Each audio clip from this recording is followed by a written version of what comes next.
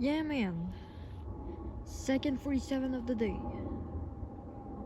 This time it's a 747 not a 400. These new 747s, unfortunately, they stopped making those recently.